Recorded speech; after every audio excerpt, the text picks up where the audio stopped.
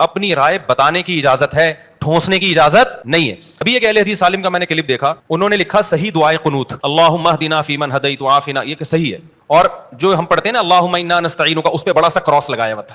میں نے کہا دیکھو یہ اتنا کر دیتے کہ صحیح دعائے قنوت ان کی رائے میں جو بھی ہے اللہم اہدنا فیمن ہدیت, یہ کر دیتے ہیں نا, یہ ان کا حق بنتا ہے. جس کو یہ صحیح سمجھتے ہیں اس کو کیا کر رہے ہیں, اور حدیث کا ریفرنس اتنا بڑا کراس حنفیوں والی اس پہ لگانے کی, یہ کیا ہے, یہ ہے چنگاری نفرتوں کی پھیلانا.